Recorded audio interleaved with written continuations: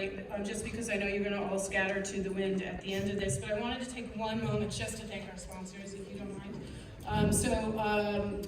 We, of course, have been sponsored all day by the fabulous folks at Avatar, and they spoke earlier, and they are amazing. And then we also have a couple of other fantastic sponsors. We have Arbor XR, HoloLight, HP, Meta, Niantic, Care AR, Metadome, Snap, TikTok, Soar, and Metamaterials. And of course, they're all here in various sessions and also on the expo tomorrow. So let's have a hand for those guys and those sponsors. And then an extra big thank you to our titanium sponsors. Avatar again, Magic Leap, Qualcomm, and Unity Technologies. So these are the folks that are really making it possible for other fabulous folks to come and share what they're doing. So let's have a big hand for our sponsors, and now I'll turn it over directly this time to Avi. Avi. All right. Thank you. Thank you for coming. I'm going to stand for a little bit, but we really want to hear from everybody in the panel, so I will sit down eventually. We're just going to go through a few background slides to see kind of sense where people are. So the question we want to ask you is, what is ethics? And this is not going to be a lecture. This is not going to be anything like school. I want you to just think about it for a second. I'm going to give you 4 options. There's many answers. There's more than 4 answers. It's a very rich subject, but I'm going to give you 4, and I'm going to ask you to choose which of these 4, by a show of hands, would you pick as your primary choice for what is ethics. Okay, so let's go through them. Hopefully they're clear enough. How many people would say A? No hands. How many people would say B? I would say approximately half the room, 3/4. At least a third. At least more than that. I'd say almost half. Maybe even 60%, let's just say. C, carefully consider our choices. That looks to be about maybe 10 to 15%. Maybe, yeah. And D, a bunch of BS. Anybody really hating on ethics? One. There's always one. I'm going to make fun of you a little bit, I apologize. I did the same poll on Twitter a couple of weeks ago, and the results are pretty similar. There were a few people who do it for moral or religious reasons. They say that's what ethics is about. That's often what we're told it's about. I think a lot of people responded similar to you. It's our duty to each other. And a few, similar ratios said best overall, and there's of course one person who said I don't care about ethics. So maybe that was you in the poll. But I guess the question that you have to ask after you answer this question, if you said A, then there's a follow-on question: is which set of moral or ethical principles do you follow, and why that and why not the others? I'm not going to answer that today. It's up to you to think about. If you answered B, then you have to ask, well, why these people and not those people? To whom do we owe this? Is it to everybody? Does it include animals? Does it include people in an enemy country? These are things we really have to think about when we answer B.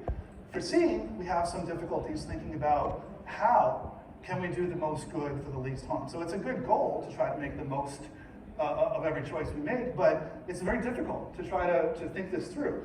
And if you said D, then either potentially you believe in hedonism or nihilism, or you may be a sociopath. So something to think about. Okay, we have a really fine panel today, and not in the order that I presented, because I assumed the stage would be inverted from this. So we have, starting at the right, we have Ivo Henning, who has a rich tradition in this field, and even before XR, as a producer, strategist, creator, artist. She's leading the Open Metaverse, very important group to try to make sure that the Metaverse is open. That's one of the ethical principles that we'll get to later on.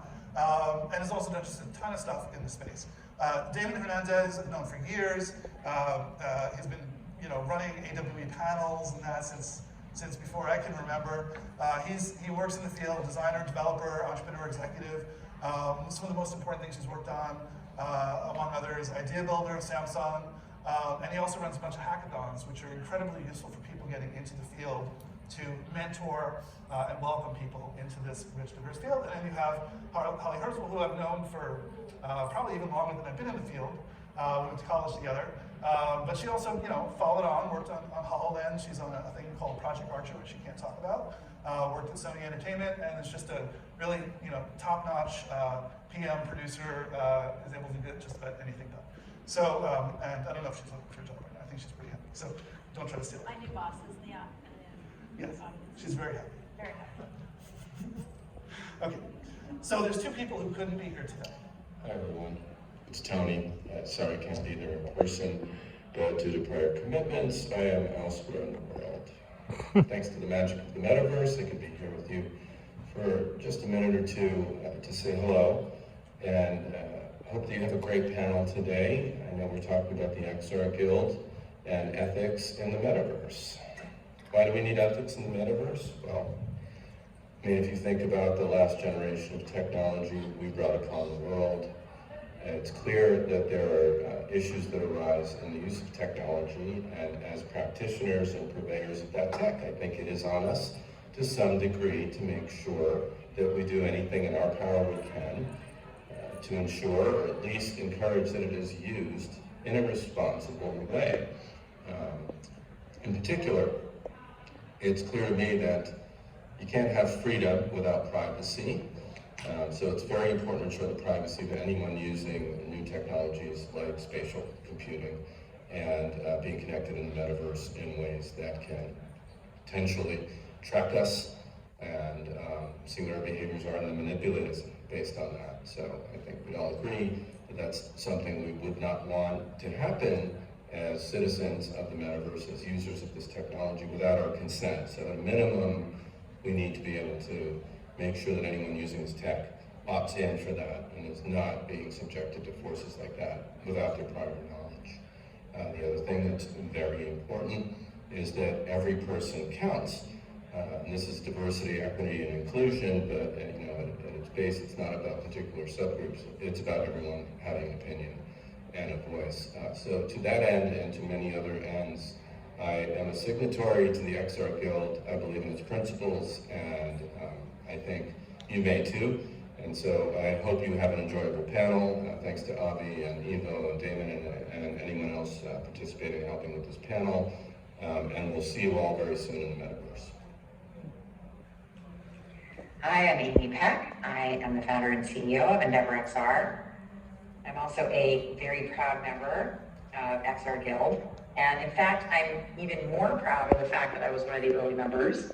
In fact, Avi and Tony had basically started a framework for this on a Google Doc, and shared the Google Doc with me and said, is this something you'd be interested in? And I was like, yes, absolutely. And there are so many reasons that I joined, and I think for me personally, it's something that I think about a lot. I think I look at the landscape, and I'm generally very like to say protopian about the future, but I do see some pitfalls. I see companies who have maybe not had the best track record of ethics, not necessarily sort of changing path. And I've found maybe sometimes it's just a challenge to make ethical decisions, on your own without support. Also just in the thick of it, right? Because we're all working so hard. So I think it's really important to be able to have a community to turn to, have a support group, have a network. And I also love the fact that there was a lot of thought really put into the principles, right? And, if you don't agree with the principles, that's fair. But if you do, join this community, and really the idea of just helping each other is something that really appeals to me. And I think we can all hold each other accountable and just help each other understand what it is to be much more consistent in considering the types of decisions that we're making and what are the ethical ramifications of every decision. And so far so good, but we'd love to have more people join. We'd love to have more voices. So if this resonates with you, if this is something you have concern with, if you have some ideas about how we can improve outcomes with immersive technology, and this is the place for you to have a voice. So I hope you'll join us.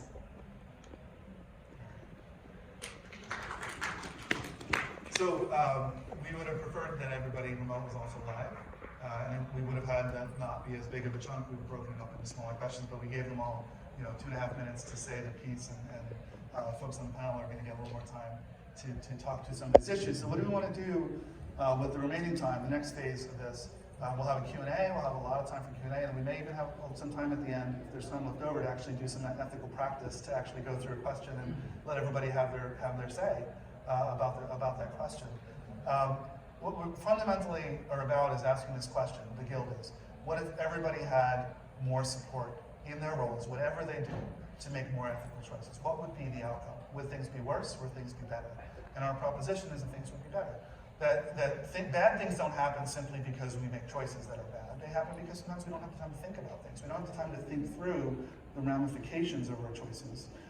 And we don't always include all the people who would help in making those choices, people who are different than us, who would have different voices, different things to share. So what we're hoping is overall that we can help the field by making more space, more room for everybody to be able to make those choices in whatever their roles are.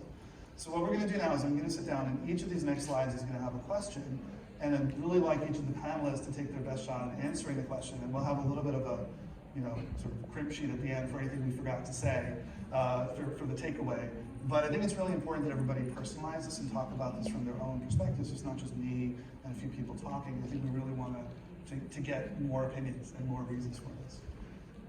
So the first question, and I'll sit down now, is why does the world need the XR Guild? So maybe we'll run down from Avo first and go with that order. So I'm a creator-producer. I know many of you are executives or engineers. Many of you are also wearing multiple hats. And coming out of Hollywood, I recognize that both